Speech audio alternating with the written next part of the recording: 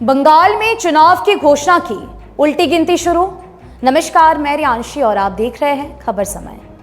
घड़ी की सुइयां टिक टिक करती जा रही हैं। राजनीतिक दलों को बेसब्री से इंतजार है।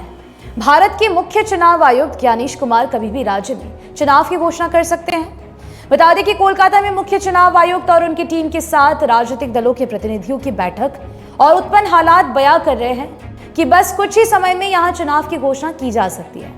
चुनाव आयोग के सूत्रों से मिली जानकारी के अनुसार चुनाव आयोग राज्य में आयोग के कार्यों से संतुष्ट है। आयोग के साथ बैठक में 7 दलों के प्रतिनिधियों ने भाग लिया।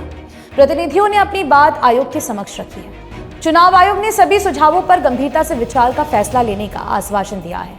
इस बैठक में TMC, BJP, CPM, Congress, forward block, आम आदमी पार्टी और राष्ट्रीय जन पार्टी के नेता उपस्थित थे।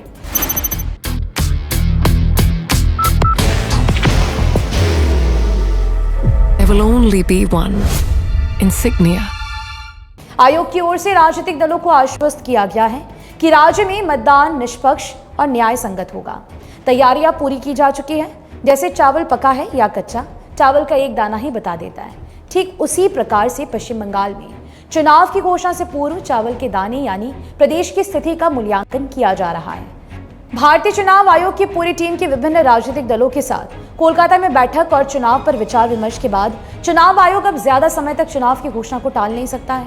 कभी भी चुनाव की घोषणा कर सकता है। बता दें कि कोलकाता में विभिन्न राजनीतिक दलों के नेताओं के द्वारा राज्य में एक बार अथवा एक से अधिक बार चुनाव कराए जाने को लेकर मुख्य चुनाव आयोग से चर्चा हुई है। चुनाव आयोग ने राजनीतिक दलों के नेताओं की बात ध्यान से सुनी। वाम मोर्चा नेताओं की ओर से राज्य में एक बार में ही चुनाव कराए जाने की मांग की जा रही है। वहीं टीएमसी के नेता भी चाहते हैं कि अधिक से अधिक 2 चरणों में चुनाव संपन्न हो सके। भारतीय जनता पार्टी की ओर से भी राज्य में ज्यादा से ज्यादा 3 चरणों में चुनाव संपन्न कराए जाने की मांग की जा रही है। दूसरी ओर भारतीय जनता पार्टी ने मांग की है कि हर मतदान केंद्र पर केंद्रीय बलों की तैनाती, वेबकास्टिंग और मतदाताओं की पहचान की सख्त सत्यापन की व्यवस्था हो। बाहर की भागदौड़ अब नहीं तोड़ेगा आपके घर का सुकून। SBM गोल्ड UPVC विंडोज, आपके घर का सुकून। चुनाव आयोग के साथ बैठक में तृणमूल कांग्रेस की ओर से फिराद हकीम और चंद्रिमा भट्टाचार्य ने अपना पक्ष रखा। चुनाव आयोग ने राज्य में चुनाव कराए जाने लायक हालात है या नहीं, इसकी समीक्षा कर ली है। चुनाव आयोग ने 24 केंद्रीय तथा राज्य की सुरक्षा एजेंसियों के साथ बैठक कर इसका सुरक्षा व्यवस्था की समीक्षा की है। चुनाव आयोग के साथ बैठक में भाग लेते हुए माकपा और कांग्रेस के प्रतिनिधियों ने राज्य की कानून व्यवस्था पर चिंता जताई है।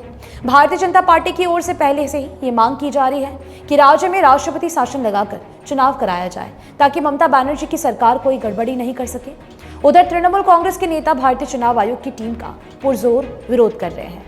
बंगाल विधानसभा चुनाव की तैयारियों का जायजा लेने पहुंची चुनाव आयोग की टीम को आज सुबह उस समय असहज स्थिति का सामना करना पड़ा जब मुख्य चुनाव आयुक्त ज्ञानेश कुमार को ममता बनर्जी के इलाके कालीघाट में भारी विरोध का सामना करना पड़ा। उन्हें काले झंडे दिखाए गए। फिलहाल अब देखना होगा कि कब जाकर चुनाव के दिन की घोषणा होती है।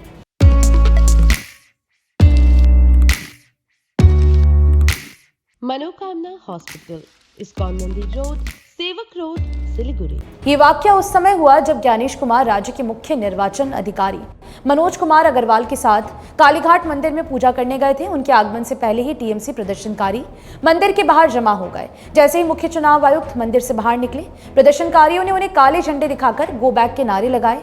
चुनाव आयोग की टीम में मुख्य चुनाव आयुक्त ज्ञानेश कुमार, चुनाव आयुक्त सुखबीर सिंह संधू और विवेक जोशी शामिल हैं। चुनाव आयोग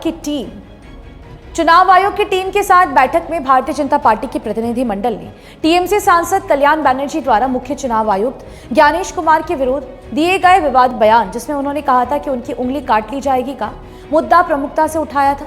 इसको लेकर भाजपा आक्रामक है। Elevate your career at IIHM Siliguri, organizers of the International Young Chef Olympiad. Earn a degree with placements in France and Mauritius. Now in Kalimpong.